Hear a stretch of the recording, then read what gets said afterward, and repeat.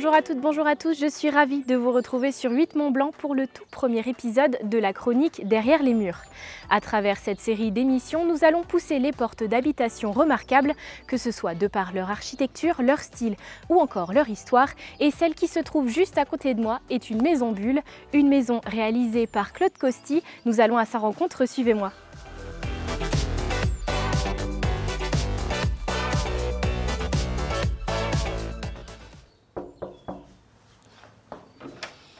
Bonjour Claude Costi, merci de nous accueillir chez vous, je vous en prie.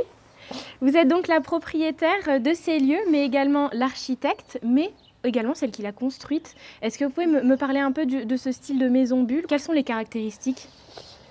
C'est une maison construite en voile de béton.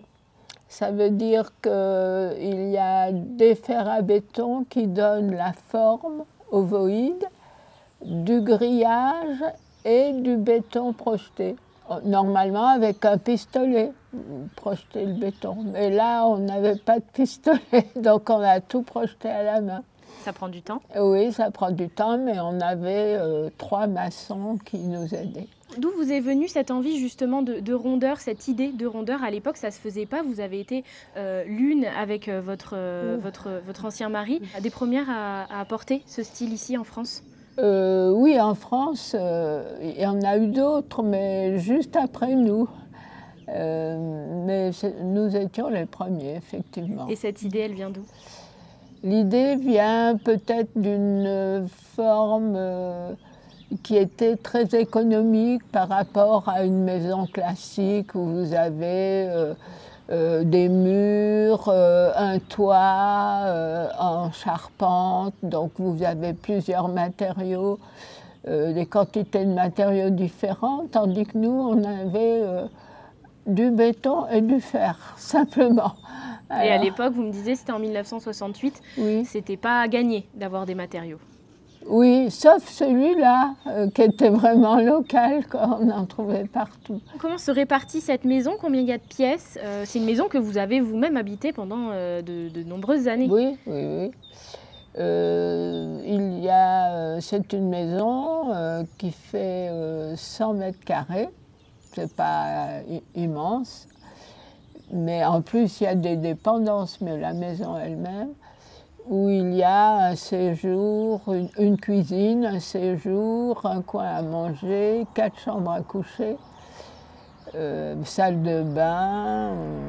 Une maison normale finalement. Oui, pour une famille avec 3 enfants. Je vous laisse me faire visiter? Oui, je vous suis.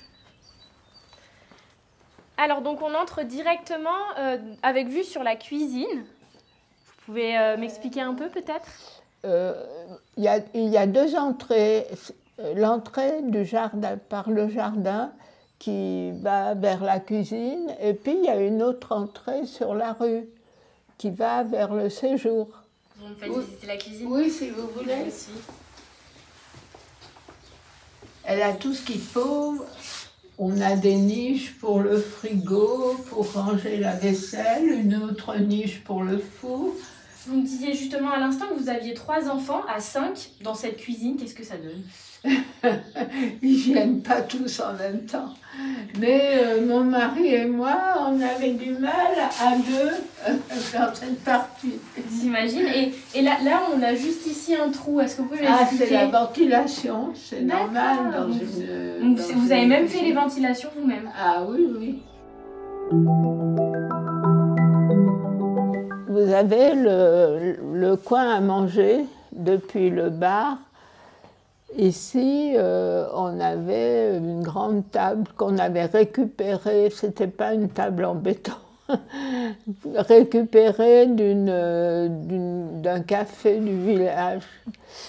Et on a fabriqué des bancs en béton, en pierre. Il faut ne pas amener de meubles traditionnels, à part une table par exemple, c'est amovible, mais on a fabriqué nous-mêmes des armoires intégrées dans des niches. Et donc là-bas, je vois un four à pizza. Vous étiez une amatrice de pizza? Non, on appelle ça four à pizza, mais on faisait surtout des brochettes. Oh. D'accord. Ok. Et tous ces pylônes qui ont des formes pas nettes, enfin pas nettes, pas lisses, pas homogènes forcément, c'est... Parce qu'on les construisait à la main. Donc, vous avez fait comme vous pouviez finalement. On n'avait pas fait de coffrage pour faire des poteaux comme on fait d'habitude avec un coffrage en bois et on coule le béton à l'intérieur. Alors là, c'est lisse et droit. Non, on faisait tout à la main comme ça. Et donc ce genre de pylône, c'est pour maintenir toute la structure, je suppose. Ah oui, ça maintient la structure, la terrasse qui se trouve au-dessus. Et vous faisiez comment avec une échelle? Parce que... mon mari, il était assez grand. Il n'avait pas besoin d'échelle. C'est pratique. C'est pratique. Et juste en bas, il y a un séjour. Oui. Est-ce qu'on peut aller le visiter? Oui. Je vous laisse ouvrir la marche. Donc, quelle était la vocation de cette pièce? C'était se mettre au coin du feu.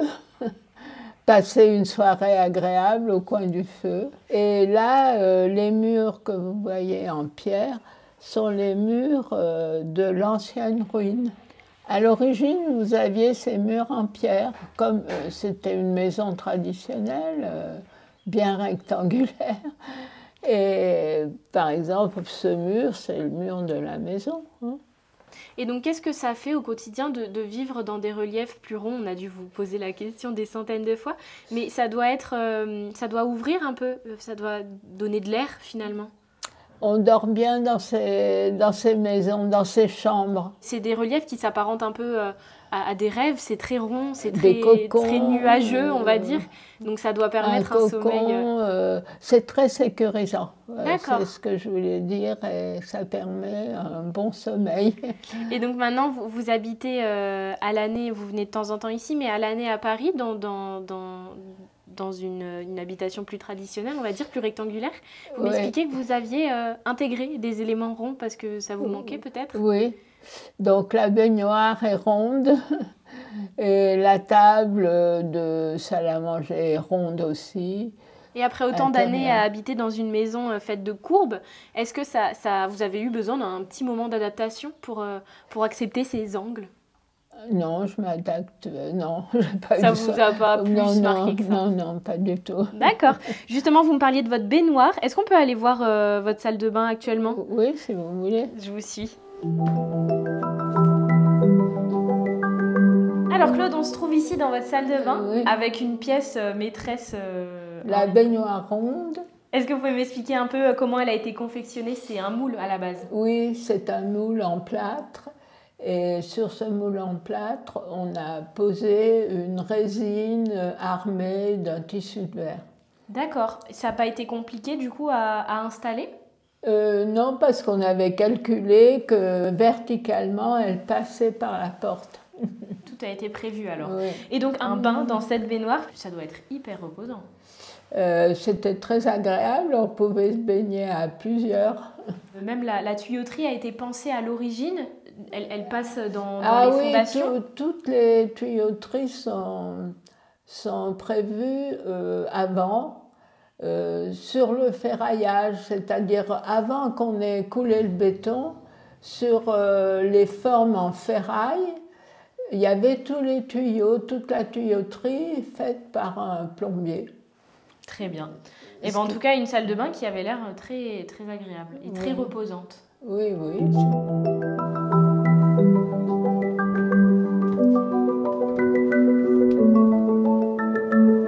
C'était la chambre de mon fils aîné. Et donc, il avait une vue sur le jardin. Oui, et on construisait le rez-de-chaussée et on n'avait pas prévu à l'étage des chambres. Les enfants devaient dormir dans la chambre d'enfants au rez-de-chaussée.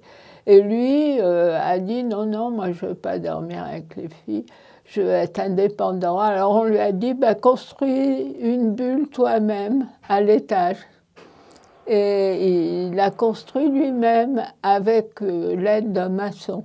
Comment était pensé le degré d'inclinaison, le degré d'arrondi, justement? Est-ce que vous pouvez nous en dire plus sur toute l'analyse qu'il y a derrière?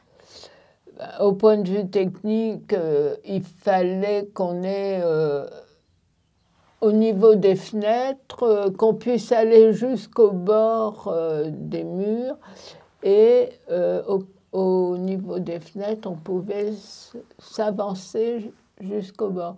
Et au sommet, il fallait avoir au moins 2,50 m de haut. Cette grande fenêtre, d'où vous est venue l'idée justement de cette espèce de mâchoire qui s'ouvre et qui se ferme?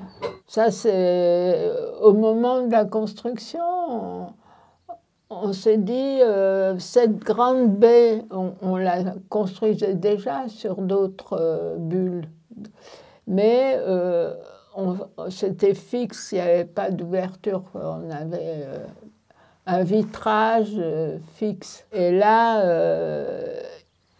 mon fils a voulu avoir une ouverture, donc on a eu l'idée de cette mâchoire. C'est la seule fenêtre aussi grande? Oui, oui. Donc il a été le chanceux à avoir oui. une si belle vue.